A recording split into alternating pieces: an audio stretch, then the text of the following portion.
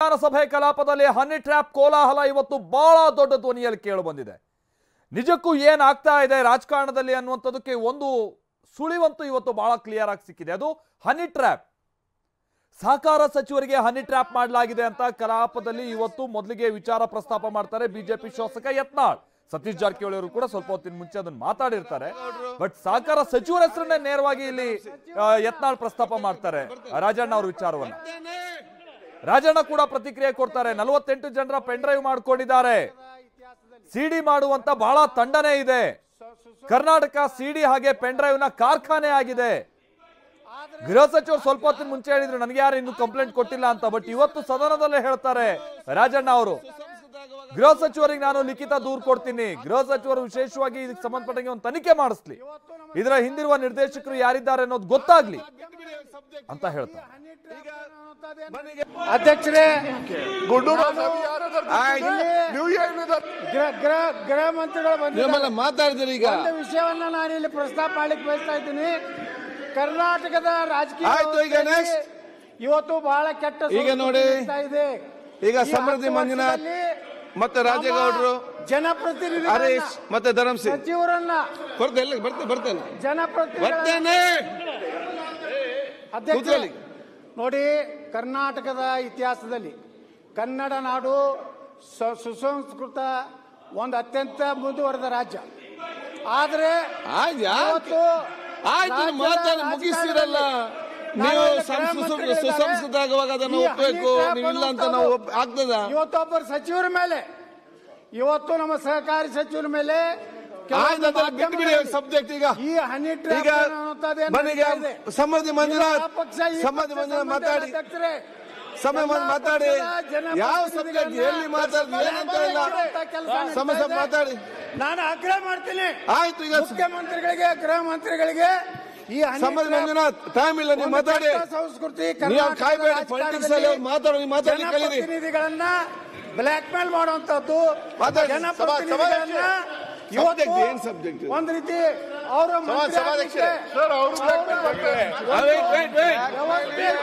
ಈಗ ಬಜೆಟ್ ಅಲ್ಲಿ ಆಗ್ತದೆ.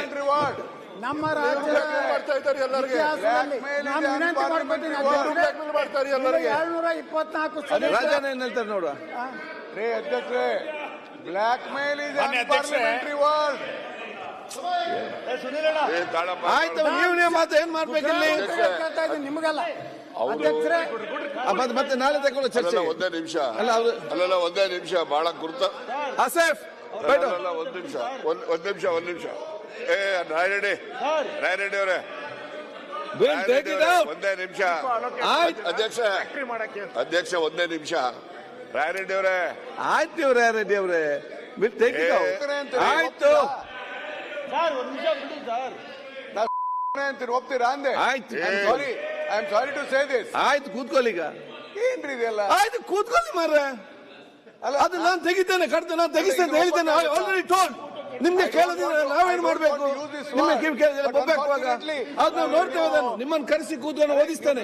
ಕೂತ್ಕೊಳ್ಳಿ ಈಗ, ಕೂತ್ಕೊಳ್ಳಿ. ಆಯ್ತು, ಈಗ ಲೇಟ್ ಆಯ್ತು. ಶಬ್ದ ಯಾರಿಗೆ ಉಪಯೋಗ ಮಾಡಿದ್ರು? ನಿಮ್ಮಷ್ಟು ಒಳ್ಳೆಯವರು ಯಾರಿಲ್ಲ, ನಿಮ್ಮಷ್ಟು ಬುದ್ಧಿವಂತರು ಯಾರಿಲ್ಲ. ಎಲ್ಲ ಈಗ ಕೂತ್ಕೊಳ್ಳಿ ಪ್ಲೀಸ್. ಆಯ್ತು, ಪ್ಲೀಸ್ ಕೂತ್ಕೊಳ್ಳಿ. Okay, thank you. ಸನ್ಮಾನ್ಯ ಸಭಾಧ್ಯಕ್ಷರೇ, ಈಗ ಎಂದು ನಾಳೆ ಮಾತಾಡೋದು. ಸನ್ಮಾನ್ಯ ಬಸವರಾಜ ಪಾಟೀಲ್ ಯತ್ನಾಳ್ ಅವರು ನನ್ನ ಹೆಸರನ್ನ ಪ್ರಸ್ತಾಪ ಮಾಡಿರೋದ್ರಿಂದ ನಾನು ಅದಕ್ಕೆ ಕ್ಲಾರಿಫಿಕೇಶನ್ ಕೊಡ್ತಕ್ಕಂಥದ್ದು ಅಥವಾ ವಾಸ್ತವಾಂಶವನ್ನು ತಿಳಿಸತಕ್ಕಂಥ ಚರ್ಚೆ ಬೇಡ. ನನ್ನ ಹೆಸರು ಅವರೇ ಇಲ್ಲಿ ಚರ್ಚೆ ಮಾಡಬೇಡಿ. ಹೇಳಿ 224 ಜನ ಸಂಬಂಧಪಟ್ಟಿದ್ದು ಯಾರು ಅಂತ ಗೊತ್ತಾಗ್ತಾ ಇಲ್ಲ. ಏನ್ ಹೇಳಿ ವಿಷಯ ಸಲುವಾಗಿ ತಮ್ಮ ಆಯ್ತು ಮಾತಾಡ್ಲಿ. ಅವರ ಕುಟುಂಬದ ಭವಿಷ್ಯ ಸಲುವಾಗಿ ಅವ್ರ ಮುಂದಿನ ಮುಖ್ಯಮಂತ್ರಿ ಆಗ್ಬೇಕು. ನೋಡಿ ಯತ್ನಾಳ್ ಅವರೇ, ಅನಗತ್ಯವಾಗಿ ಮಾತಾಡಬೇಡಿ. ಅವ್ರೇನು ಉತ್ತರ ಕೊಡ್ತಾರೆ ನೋಡುವ. ನೀವು ಮಾತಾಡಿ ಕೂತ್ಕೊ. ಆಯ್ತು, ರಾಜಣ್ಣ ಅವರ ಮೇಲೆ ಆಯ್ತು, ಮತ್ತೊಬ್ಬರ ಮೇಲೆ ಆಯ್ತು. ಅದಕ್ಕೆ ಅವ್ರಿಗೆ ರಾಜ ಮಾತಾಡಿ. ಆಯ್ತು, ಯತ್ನಾಳ್ ಅವರೇ, ಸನ್ಮಾನ್ಯ ಸಭಾಧ್ಯಕ್ಷರೇ, ಯತ್ನಾಳ್ ಅವರು ಸಹಕಾರ ಸಚಿವರು ರಾಜಣ್ಣ ಅವರು ಅಂತೇಳಿ ಪ್ರಸ್ತಾಪ ಮಾಡಿದ್ರಿಂದ ನಾನು ಒಂದು ತಪ್ಪು ಮಾಹಿತಿ ಹೊರಗಡೆ ಹೋಗಬಾರ್ದು ಅಂತಕ್ಕಂಥ ದೃಷ್ಟಿಯಿಂದ ಎರಡು ಮಾತುಗಳನ್ನು ಹೇಳಲಿಕ್ಕೆ ಬಯಸ್ತೇನೆ. ಸರ್, ನನ್ನ ಸಭಾಧ್ಯಕ್ಷರೇ, ಈ ಕರ್ನಾಟಕ ರಾಜ್ಯ ಅಂತ ಹೇಳಿದ್ರೆ ಇದು ಒಂದು ಸಿಡಿ ಪೆನ್ ಡ್ರೈವ್ಗಳಿಗೆ ಒಂದು ಕಾರ್ಖಾನೆ ತರ ಅಂತಕ್ಕಂಥದ್ದು ಕೂಡ ಬಹಳ ಜನ ಹೇಳ್ತಾರೆ. ನಾನು ಹೇಳ್ತಾ ಇಲ್ಲ. ಇದರಲ್ಲಿ 2 ಫ್ಯಾಕ್ಟ್ರಿ, ನಿಮ್ದೊಂದಿದೆ, ಇಲ್ಲೊಂದಿದೆಯಾ? ನಿಮ್ದು ಯಾವ್ದು ಅಂತ ಹೇಳಿದ್ರೆ ಇಲ್ಲಿ ಯಾವ್ದು ಅಂತ ಹೇಳ್ಬೋದು. ಸೊ ಅದೇನೇ ಇಲ್ಲಿ ಅಧ್ಯಕ್ಷರೇ, ಬಹಳ ಗುರುತರವಾದಂತಹ ಒಂದು ಆರೋಪ ಅಂತೇಳಿ ನಾನು ಕೂಡ ಅನ್ಕೊಳ್ತೇನೆ. ತುಮಕೂರಿನ 2 ಪ್ರಭಾವಿ ಸಚಿವರು ಹನಿ ಟ್ರ್ಯಾಪ್ ಅಲ್ಲಿ ಸಿಕ್ಕಾಕೊಂಡಿದ್ದಾರೆ, ಅದಾಗಾಯ್ತು ಹೀಗಾಯ್ತು ಅಂತ ಏನೇನೋ ಕಥೆಗಳು ಬರ್ತಾ ಇದ್ದಾವೆ. ತುಮಕೂರಿನಲ್ಲಿರೋರು ನಾನೊಬ್ಬ ಇದ್ದೀನಿ, ಡಾಕ್ಟರ್ ಪರಮೇಶ್ವರ್ ಅವರು ಕೂಡ ಇದ್ದಾರೆ, ನಮ್ಮಿಬ್ರೇ ಅಂತ ಅವರ ಉದ್ದೇಶ ಅಂತೇಳಿ ಅನ್ಕೊಳ್ತೀನಿ. ಈ ಸಿಡಿ ಮಾಡ್ತಕ್ಕಂಥದ್ದು, ಪೆನ್ ಡ್ರೈವ್ ಮಾಡ್ತಕ್ಕಂಥದ್ದು, ಇದ್ರ ಬಗ್ಗೆ ಸುಮಾರು ನಿಮ್ಗೆ ಹೇಳ್ತೀನಿ, ನನಗಿರೋ ಮಾಹಿತಿ ಇದೆ. 48 ಜನಗಳಿದ್ದಾರೆ, ಒಬ್ರು ಇಬ್ರು ಇಲ್ಲ. ಅಂದ್ರೆ ಒಬ್ರು ಇಬ್ರು ಅಂತ ಹೇಳಿದ್ರೆ ಬರೀ ಇವರೇ ಅಂತಲ್ಲ, ಅವರು ಇದ್ದಾರೆ. ಆದ್ರೆ ಇವೆಲ್ಲ ಬಹಳಷ್ಟು ಜನ ನ್ಯಾಯಾಲಯಗಳಲ್ಲಿ ಇದನ್ನ ಬಹಿರಂಗ ಮಾಡಬಾರ್ದು ಅಂತಕ್ಕಂಥದ್ದಕ್ಕೆ ಸ್ಟೇ ತಗೊಂಡಿರ್ತಕ್ಕಂಥದ್ದು. ಅಲ್ಲೂ ಕೂತವ್ರೆ, ಇಲ್ಲೂ ಕೂತವ್ರೆ, ಆ ಪ್ರಶ್ನೆ ಬೇರೆ.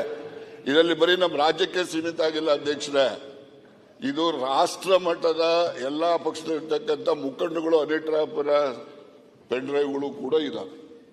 ಆ ಒಂದು ದೃಷ್ಟಿನಲ್ಲಿ ನನ್ನ ಮೇಲೆ ಆರೋಪ ಏನಿದೆ, ಅದಕ್ಕೋಸ್ಕರ ಈ ಆರೋಪಕ್ಕೆ ಇಲ್ಲಿ ಉತ್ತರ ಹೇಳಿದ್ರೆ ಅದಕ್ಕೆ ಸರಿ ಹೋಗೋದಿಲ್ಲ. ನಾನು ನಮ್ಮ ಗೃಹ ಮಂತ್ರಿಗಳಿಗೆ ಒತ್ತಾಯ ಮಾಡ್ತೇನೆ, ನಾನು ಒಂದು ಲಿಖಿತ ಕಂಪ್ಲೇಂಟ್ ಅನ್ನು ಕೊಡ್ತೀನಿ. ಆ ಕಂಪ್ಲೇಂಟ್ ಆಧರಿಸಿ ಅವರು ತನಿಖೆ ಮಾಡಿಸ್ಬೇಕು. ಇದರಲ್ಲಿ ಯಾರೆಲ್ಲ ಪ್ರೊಡ್ಯೂಸರ್ಸ್ ಇದ್ದಾರೆ, ಡೈರೆಕ್ಟರ್ಸ್ ಯಾರ್ಯಾರಿದ್ದಾರೆ, ಇವೆಲ್ಲವೂ ಕೂಡ ಹೊರಗಡೆ ಬರಲಿ, ಜನಗಳಿಗೆ ಗೊತ್ತಾಗಲಿ. ಆಕ್ಟರ್ಸ್ಗಳು ಯಾರ್ಯಾರು, ಇವೆಲ್ಲ ಗೊತ್ತಾದ್ರೆ. ಸಿಎಂ ಸಿದ್ದರಾಮಯ್ಯ ಭೇಟಿ ಮಾಡಿದ್ದಾರೆ. ಇದೀಗ ರಾಜೇಂದ್ರ ರಾಜಣ್ಣ, ಸಿಎಂ ಸಿದ್ದರಾಮಯ್ಯ ಭೇಟಿ ಮಾಡಿದ್ದಾರೆ. ಎಂಎಲ್ಸಿ ರಾಜೇಂದ್ರ ರಾಜಣ್ಣ, ಸಚಿವ ರಾಜಣ್ಣ ಅವರ ಪುತ್ರ ಇದೀಗ ಸಿದ್ದರಾಮಯ್ಯನವರನ್ನ ಭೇಟಿ ಮಾಡಿದ್ದಾರೆ. ಸ್ವಲ್ಪ ಹೊತ್ತಿನ ಮುಂಚೆ ರಾಜೇಂದ್ರ ಅವರು ಒಂದು ವಿಚಾರವನ್ನ ಹೇಳಿದ್ರು. ಹೌದು, ಹನಿ ಟ್ರ್ಯಾಪ್ ಆಗ್ತಾ ಇದೆ, ನನ್ನ ಹಿಂದೆ 6 ತಿಂಗಳಿಂದ ಬಿದ್ದಿದ್ದಾರೆ, ತಂದೆಯವ್ರ ಹಿಂದೆ 3 ತಿಂಗಳಿಂದ ಬಿದ್ದಿದ್ದಾರೆ ಅಂತೇನೋ ಕೆಲವೊಂದು ವಿಚಾರ ಹೇಳ್ತಾ ಇದ್ರು. ಈಗ ರಾಜೇಂದ್ರ ರಾಜಣ್ಣ ಸಿಎಂ ಅವರನ್ನು ಕೂಡ ಭೇಟಿ ಮಾಡಿದ್ದಾರೆ. ವಿಧಾನಸೌಧದ ಸಿಎಂ ಕಚೇರಿಯಲ್ಲಿ ಭೇಟಿ ಮಾಡಿದ್ದು.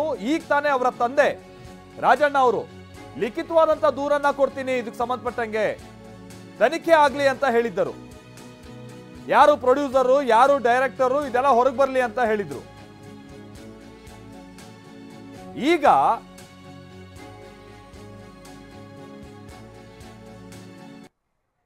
ಈಗ ಸಿಎಂ ರನ್ನ ಭೇಟಿ ಮಾಡಿದ್ದಾರೆ ರಾಜೇಂದ್ರ ರಾಜಣ್ಣ ಅವರು.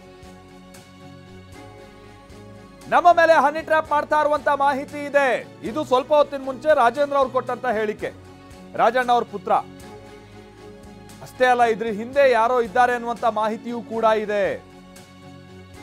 6 ತಿಂಗಳುಗಳಿಂದ ಹನಿ ಟ್ರ್ಯಾಪ್ ಮಾಡಲಾಗ್ತಾ ಇದೆ. ಹನಿ ಟ್ರ್ಯಾಪ್ ವಿರುದ್ಧ ನಾನು ದೂರು ಕೊಡ್ತೀನಿ. TV9ಗೆ ಸಚಿವ ರಾಜಣ್ಣ ಪುತ್ರ ರಾಜೇಂದ್ರ ಕೊಟ್ಟಿರೋ ಹೇಳಿಕೆ. ತಂದೆನೂ ಹೇಳಿದ್ದಾರೆ ದೂರು ಕೊಡ್ತೀನಿ ಅಂತ, ಮಗನೂ ಹೇಳಿದ್ದಾರೆ ದೂರು ಕೊಡ್ತೀನಿ ಅಂತ. KN ರಾಜಣ್ಣ ಅವರ ಪುತ್ರ ರಾಜೇಂದ್ರ ಅವರ ಜೊತೆ ಮಾತನಾಡ್ತಾ ಹೋಗ್ತೀನಿ. ಸರ್, ತಮ್ಮ ತಂದೆಯವರಿಗೆ ಹನಿ ಟ್ರ್ಯಾಪ್ ಮಾಡಿದ ಗಂಭೀರ ಆರೋಪ ಕೇಳಿ ಬರ್ತಾ ಇದ್ದು, ನಿಜನಾ ಅಂತ?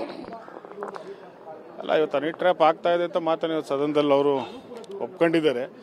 ಸೊ ಹನಿ ಟ್ರ್ಯಾಪಲ್ಲಿ ಅವ್ರನ್ನೂ ಮಾಡ್ತಾ ಇದ್ದಾರೆ, ನನ್ನನ್ನು ಮಾಡಬೇಕು ಅಂತ ಪ್ರಸ್ತಾಪ ಇವತ್ತು ನಡೀತಾ ಇರುವಂಥದ್ದು. ಸೊ ನೋಡೋಣ ಏನಾಗುತ್ತೆ. ಅದನ್ನು ಅವರು ಇವತ್ತು ತನಿಖೆ ಆಗಬೇಕು ಅಂತ ಹೇಳಿದರೆ ಅದು ತನಿಖೆ ಆಗಲಿ. ಸರ್, ಯಾವಾಗಿಂದ ಈ ಸತತವಾದ ಪ್ರಯತ್ನ ನಡೀತಾ ಇದೆ? ತಮ್ಮ ಗಮನಕ್ಕೆ ಯಾವಾಗ ಬಂದಿದೆ ಅಂತ ಹೇಳಿದ್ದಾರೆ. ಬಟ್ ನನ್ನ ಮೇಲೆ ಒಂದು 6 ತಿಂಗಳಿಂದ ನಡೀತಾ ಇದೆ. ಅಂದ್ರೆ ಈಗ ಯಾರು ಅಂತ ಏನಾದ್ರು ತಮ್ಗೆ ಐಡೆಂಟಿಫೈ ಆಗುತ್ತಾ ಅಂತ? ಯಾರ ಮೇಲೆ ಅಂತ ಮಾಡೋಣ, ತನಿಖೆ ಮಾಡೋಣ. ತನಿಖೆ ಮಾಡಬೇಕು ಅಂತ ಸದನದಲ್ಲಿ ಅವ್ರು ಕೇಳಿದ್ದಾರೆ. ಅದಕ್ಕೆ ಗೃಹ ಸಚಿವರನ್ನು ಹೇಳಿದ್ದಾರೆ ಅವ್ರು ತನಿಖೆ ಆಗಬೇಕು ಅಂತ. ಸೊ ಆ ರೀತಿ ತನಿಖೆ ಆದ್ಮೇಲೆ ಸತ್ಯಸಂಗತಿ ಬರಲಿ ಅಂತ ಅಷ್ಟೇ. ರಾಜಕೀಯ ಪ್ರೇರಿತವಾಗಿ ಏನಾದ್ರು ನಡೀತಾ ಇದೆಯಾ ಅಥವಾ ಹೇಗೆ ಅಂತ ಸರ್? ಅದು ತನಿಖೆ ಆಗಲಿ, ರಾಜಕೀಯನೋ ಅಥವಾ ವೈಯಕ್ತಿಕನೋ ಏನೋ ಅಂತ ಗೊತ್ತಿಲ್ಲ, ತನಿಖೆ ಆದ್ಮೇಲೆ ಗೊತ್ತಾಗಲಿ ಅಷ್ಟೇ. ಈಗ ಸದನದಲ್ಲಿ ಮತ್ತೊಂದು ಸಿಡಿ ವಿಚಾರನೂ ಕೂಡ ಪ್ರಸ್ತಾಪ ಮಾಡಿದ್ದಾರೆ. ಸಿಡಿ ಕೂಡ ಇದೆ ಅನ್ನೋದು ತಮ್ಮ ತಂದೆಯವರ ದಾಖಲೆಗಳನ್ನು ಸಮೇತ ಹೇಳ್ತಾ ಇದ್ದಾರೆ. ಸಿಡಿಗಳಿದೇನು ಹೊಸದೇನಲ್ವಲ್ಲ. ಸಿಡಿಗಳು, ಪೆನ್ ಡ್ರೈವ್ಗಳು ಭಾಳ ದಿನದಿಂದ ಎಲ್ಲ ರಾಜಕಾರಣಿಗಳು ಮಾತಾಡೋದು ನೋಡಿದ್ದೀರಿ. ಅದೇ ಸಿಡಿ ಇದೆ, ಪೆನ್ ಡ್ರೈವ್ ಇದೆ ಅಂತ ನಾನು ಹೇಳೋಕೆ ಹೋಗೋದಿಲ್ಲ. ಇಲ್ಲಿ ಯಾವ ಸಿಡಿನೂ ಇಲ್ಲ, ಪೆನ್ ಡ್ರೈವ್ ಇಲ್ಲ. ಬಟ್ ನಮ್ಮ ಮೇಲೆ ಹನಿ ಟ್ರ್ಯಾಪ್ ಮಾಡ್ತಾ ಇದ್ದಾರೆ ಅನ್ನೋ ಮಾಹಿತಿ ಇದೆ, ಅದಾಗ್ತಾ ಇದೆ. ಬಟ್ ಯಾರಿಂದ ಆಗ್ತಾ ಇದೆ ಅನ್ನೋದು ತಿಳ್ಕೊಬೇಕಷ್ಟೆ. ಇದರಿಂದ ಯಾರಿದ್ದಾರೆ ಅಂತ ತಮಗೆ ಸಂಶಯ ಇದೆ ಅಂತ? ಯಾವ ಪಕ್ಷ ಅಥವಾ ಯಾರು ಅಂತ? ಪಕ್ಷ ವೈಯಕ್ತಿಕವಾಗಿ ಏನು ಹೇಳೋಕೆ ಹೋಗೋದಿಲ್ಲ. ಬಟ್ ಯಾರೋ ಹಿಂದೆ ಇದ್ದಾರೆ ಅನ್ನೋವಂಥ ನಮಗೆ ಒಂದು ಬಲವಾದ ಮೆಸೇಜ್ ಇರೋದ್ರಿಂದ ಇವತ್ತು ತನಿಖೆಗೆ ಸನ್ಮಾನ್ಯ ಸಚಿವರು ಆಗ್ರಹ ಮಾಡಿದರೆ ನೋಡೋಣ ಅದೇನು ತನಿಖೆಯಲ್ಲಿ ರಿಪೋರ್ಟ್ ಬರುತ್ತೆ. ಈಗ ದೂರು ಕೊಡೋದಕ್ಕೆ ಮುಂದಾಗ್ತೀರಾ ಆಗಿದ್ರೆ? ಕೊಡ್ತೀನಿ, ನಾನು ಕೊಡ್ತೀನಿ. ಇದಿಷ್ಟು ಕೂಡ KN ರಾಜಣ್ಣ ಅವರ ಪುತ್ರ ರಾಜೇಂದ್ರ ಅವರ ಮಾತು. ಕ್ಯಾಮ್ರಾ ಪರ್ಸನ್ ಮುತ್ತು ಜೊತೆ ಅನಿಲ್ ಕಳ್ಕೆರೆ, TV9 ಬೆಂಗಳೂರು. ಸೊ ರಾಜೇಂದ್ರ ಅವರು, ಅದಕ್ಕಿಂತ ಮುನ್ನ ರಾಜಣ್ಣ ಅವರು, ಅದಕ್ಕಿಂತ ಮುನ್ನ ಯತ್ನಾಳ್ ಅವರು, ಇವರೆಲ್ಲ ಮಾತಾಡೋಕ್ಕಿಂತ ಮುನ್ನ ಈ ವಿಚಾರ ಪ್ರಸ್ತಾಪ ಮಾಡಿದ್ದು ಅಂತಂದ್ರೆ ಸಚಿವ ಸತೀಶ್ ಜಾರಕಿಹೊಳಿ ಅವರು. ಸತೀಶ್ ಜಾರಕಿಹೊಳಿ ಅವರು ಏನ್ ಹೇಳಿದ್ರು, ನಾವು ಪ್ರತಿನಿಧಿ ಪ್ರಮೋದ್ ಅವ್ರ ಜೊತೆಗೆ ಮಾತನಾಡಿದ್ರು, ಏನ್ ಹೇಳಿದ್ರು ಬನ್ನಿ ಕೇಳೋಣ. ನಮ್ಮ ಜೊತೆ ಮಾತನಾಡೋದಕ್ಕೆ ಈಗ ಸಚಿವರಾದಂಥ ಸತೀಶ್ ಜಾರಕಿಹೊಳಿ ಅವರು ಜಾಯ್ನ್ ಆಗ್ತಾರೆ. ಜಾರಕಿಹೊಳಿ ಅವರು ಮೊದಲನೇದಾಗಿ ಇವತ್ತು ಗಂಭೀರವಾದಂಥ ಒಂದು ಹೇಳಿಕೆಯನ್ನು ಕೊಟ್ಟಿದ್ರಿ. ಇಬ್ಬರು ಸಚಿವರಿಗೆ ಹನಿ ಟ್ರ್ಯಾಪ್ ಮಾಡುವಂತ ಪ್ರಯತ್ನ ಮಾಡಲಾಗಿದೆ ಅನ್ನುವಂಥ ಮಾಹಿತಿಯನ್ನ ಬಹಿರಂಗ. ಇಬ್ಬರಿಲ್ಲ ಒಬ್ಬರೇ 2 ಸಾರಿ ಅಟೆಂಪ್ಟ್ ಮಾಡೋದು ಅಂತ ಹೇಳಿದೆ. ಇಬ್ಬರಲ್ಲ, ಒಬ್ಬರೇ ಸಚಿವರಿಗೆ 2 ಸಾರಿ ಅಟೆಂಪ್ಟ್ ಮಾಡ್ಲಿಕ್ಕೆ ಹೋದಾಗ ಅಲ್ಲಿ ಘರ್ಷಣೆಯನ್ನು ಕೂಡ ಆಗಿದೆ, ವಾದ ಕೂಡ ಆಗಿದೆ. ಸೊ ಇದು ನಿಮಗೂ ಎಲ್ಲ ಗೊತ್ತಿರುವಂಥ ವಿಚಾರ. ಸೊ ಒಬ್ಬರು ಮಾತ್ರ, ಇಬ್ಬರಲ್ಲ, 2 ಸಾರಿ ಅವ್ರಿಗೆ ಅಟೆಂಪ್ಟ್ ಮಾಡಿದರೆ, ಮತ್ತು ಸಾರಿ ಮಾಡಿರ್ಬೋದು, ಆದರೆ ಅವ್ರ ಗಮನಕ್ಕೆ ಇರದೇ ಇರ್ಬೋದು. ಸುಮಾರು ಸಾರಿ ಅಟೆಂಪ್ಟ್ ಮಾಡಿದ್ದಾರೆ. ಅವರಿಗೆ ಹನಿ ಟ್ರ್ಯಾಪ್ನಲ್ಲಿ ಬೀಳಿಸ್ಬೇಕು, ಅವರು ರಾಜಕೀಯ ತೇಜೋವಧೆ ಮಾಡಬೇಕು, ರಾಜಕೀಯದಿಂದ ಅವ್ರನ್ನ ನಿರ್ನಾಮ ಮಾಡಬೇಕಂತ ಏನೇನೋ ವಿಚಾರಗಳಿಂದ ಮಾಡುವಂಥ ಪ್ರಯತ್ನ ಆಗಿದೆ. ಸರ್, ಸಹಜವಾಗಿ ಯಾರು ಆತ ಸಚಿವರು ಟ್ರ್ಯಾಪ್ ಮಾಡೋದಕ್ಕೆ ಒಳಗಾದ್ರು ಅನ್ನೋ ಒಂದು ಪ್ರಶ್ನೆ ಸಹಜವಾಗಿ ಸಾರ್ವಜನಿಕ ವಲಯದಲ್ಲಿ ಉದ್ಭವ ಆಗುತ್ತೆ. ನಿನ್ನೆ ಕೂಡ ವಿಪಕ್ಷದವ್ರು ಕೇಳಿದ್ದಾರೆ, ಸಚಿವರ ಮೇಲೆ ಹನಿ ಟ್ರ್ಯಾಪ್ ಆಗ್ತಾ ಇದೆ ಅಂತ ಸುದ್ದಿ ಬರ್ತಾ ಇದೆ, ಅದಕ್ಕೆ ಸರ್ಕಾರ ಉತ್ತರಿಸಬೇಕು ಅಂತ. ತಾವು ಕ್ಯಾಬಿನೆಟ್ ಮಂತ್ರಿಯಾಗಿ ಆ ಸಚಿವರ ಜೊತೆಗೆ ತಾವು ಮಾತನಾಡಿದಾರ, ವಿವರವಾಗಿ ಅವ್ರ ಜೊತೆಗೆ ಚರ್ಚೆ ಮಾಡಿದಾರ, ಏನಾಗಿದೆ ಅಂತ? ಅವರೇ ಇದೆಲ್ಲ ವಿವರವಾಗಿ ಹೇಳಿದ್ದಾರೆ. 2 ಸಾರಿ ನನಗೆ ಬಂದಿದ್ರು, ಏನೋ ಕೆಲಸ ಇದೆ ಅಂತ.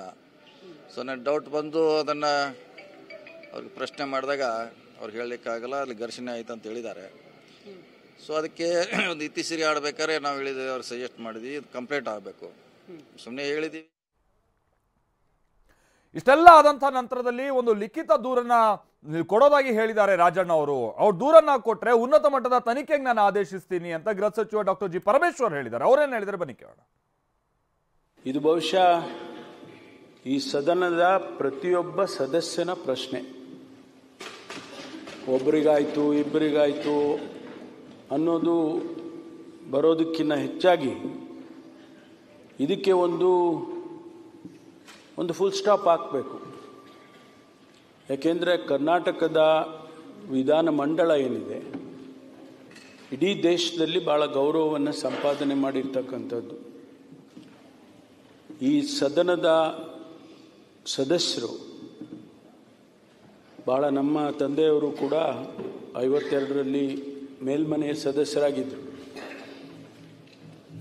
ಭಾಳ ದೊಡ್ಡ ದೊಡ್ಡ ವ್ಯಕ್ತಿಗಳು ಈ ಸದನದಲ್ಲಿ ಸದಸ್ಯರಾಗಿ ಅವರ ಕುರುಹುಗಳನ್ನು ಈ ರಾಜ್ಯದಲ್ಲಿ ಬಿಟ್ಟೋಗಿದ್ದಾರೆ, ಅವರ ಆದರ್ಶಗಳನ್ನು ಬಿಟ್ಟೋಗಿದ್ದಾರೆ.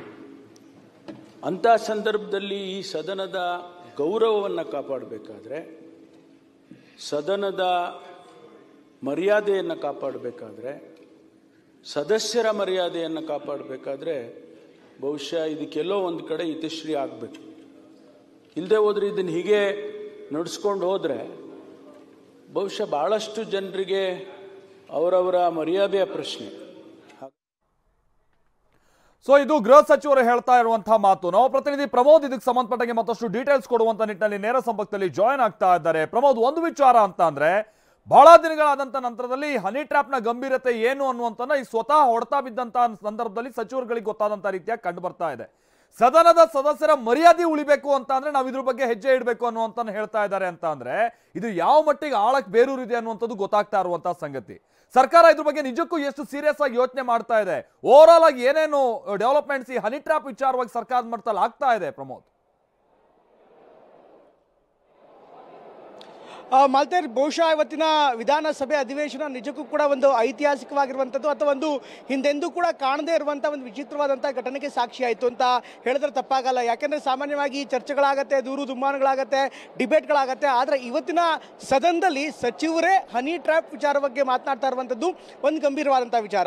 ಇದ್ರ ಜೊತೆಗೆ ಮತ್ತೊಂದು ವಿಷಯ ಅಂದರೆ, ಈ ಒಂದು ವಿಷಯವನ್ನು ಪ್ರಸ್ತಾಪ ಮಾಡಿದ್ದು ಇವತ್ತಿನ ಸಂಪೂರ್ಣ ಕಲಾಪವನ್ನು ನೋಡಿದ್ದೆ ಆದರೆ, ಹನಿ ಟ್ರ್ಯಾಪ್ ಆಗ್ತಾ ಇದೆ, ಸಚಿವರ ಹನಿ ಟ್ರ್ಯಾಪ್ಗೆ ಪ್ರಯತ್ನ ನಡೆದಿದೆ ಅನ್ನುವಂಥ ಮಾತನ್ನ ಕ್ಯಾಬಿನೆಟ್ ದರ್ಜೆಯ ಇನ್ನೋರ್ವ ಸಚಿವರಾಗಿರುವಂತಹ ಸತೀಶ್ ಜಾರಕಿಹೊಳಿ ಬಹಿರಂಗವಾಗಿ ಈ ಒಂದು ಘಟನೆ ನಡೆಯೋದಕ್ಕಿಂತ ಮೊದಲು ಮಾಧ್ಯಮಗಳಿಗೆ ಮಾತನಾಡಿದ್ರು. ಇನ್ನು ಇದೇ ವಿಚಾರ ಮಾಧ್ಯಮಗಳಲ್ಲೂ ಕೂಡ ಸಚಿವರಿಗೆ ಹನಿ ಟ್ರ್ಯಾಪ್ ಪ್ರಯತ್ನ ಅನ್ನುವಂಥ ವಿಚಾರದಲ್ಲಿ ಹಿಂದೆ ಭೈರತಿ ಸುರೇಶ್ ಅವರು ಕೂಡ ಇಂಥದ್ದೆಲ್ಲ ಆಗಬಾರ್ದು ಅನ್ನುವಂಥ ಮಾತನ್ನು ಹೇಳಿದ್ರು. ಅದರ ಜೊತೆಗೆ ವಿಷಯಗಳು ಮಾಧ್ಯಮದಲ್ಲಿ ಬರ್ತಾ ಇತ್ತು. ಸಾರ್ವಜನಿಕ ವಲಯದಲ್ಲಿ ಪ್ರಮುಖವಾಗಿ ವಿಧಾನಸಭೆ ಪಡಸಾಲೆಯಲ್ಲಿ ಸಾಕಷ್ಟು ದೊಡ್ಡ ಮಟ್ಟಿಗೆ ಚರ್ಚೆ ಆಗಿತ್ತು. ಆದರೆ ಯಾರೂ ಕೂಡ ಮಾಲ್ತೇಶ್ ಯಾರು ಅದು ಸಚಿವರು ಅನ್ನೋದನ್ನ ಹೆಸರನ್ನ ನೇರವಾಗಿ ಹೇಳ್ತಾ ಇರಲಿಲ್ಲ.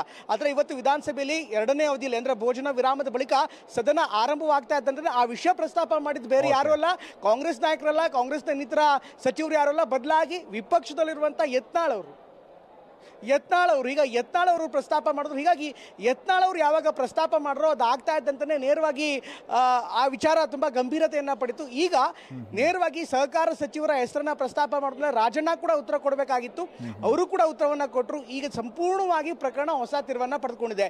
ಈಗ ತನಿಖೆಯ ವ್ಯಾಪ್ತಿಗೆ ಬಂದಿದೆ ಮಾಲ್ತೇಶ್. ಈ ತನಿಖೆ ಯಾರು ಮಾಡ್ತಾರೆ, ಹೇಗೆ ಮಾಡಲಾಗತ್ತೆ ಅದು ಒಂದು ವಿಚಾರ. ಇದ್ರ ಜೊತೆಗೆ ಈ ಪ್ರಕರಣ ಕೇವಲ ನಾವು ಏನು ಅಂದಾಜು ಮಾಡಿದೀವಿ, ನಾವೇನು ಕೇವಲ ಒಂದು ಸೀಮಿತ ಅಥವಾ ಒಂದು ಪ್ರಕರಣಕ್ಕೆ ಸೀಮಿತ ಅಂತ ಏನು ಯೋಚನೆ ಮಾಡಿದ್ವಿ ಅದಿಷ್ಟಕ್ಕೆ ಸೀಮಿತವಾಗತ್ತಾ, ಹಿಂದೆ ಆದಂತ ಘಟನಾವಳಿಗಳು, ಹಿಂದೆ ಆದಂತ ಸಿಡಿ ಪ್ರಕರಣಗಳು ಅದಕ್ಕೂ ಕೂಡ ಇದು ಹೋಗತ್ತಾ? ಹೀಗಾಗಿ ಕೇವಲ ಈಗ ರಾಜ್ಯ ಸರ್ಕಾರದ ವ್ಯಾಪ್ತಿಯಲ್ಲಿ ಅಷ್ಟೇ ತನಿಖೆ ಅಲ್ಲ, ಇದರ ಆಳ ಅಗಲ ಮುಂದೆ ಹೋಗ್ತಾ ಇದ್ದಂತೆ ತನಿಖಾ ವ್ಯಾಪ್ತಿ ಕೂಡ ಜಾಸ್ತಿ ಆಗ್ಬೋದು, ರಾಜಕೀಯದ ಆಳ ಅಗಲ ಕೂಡ ಹೆಚ್ಚಾಗುವಂತ ಸಾಧ್ಯತೆ ಇದೆ. Maltesh, thank you Pramod.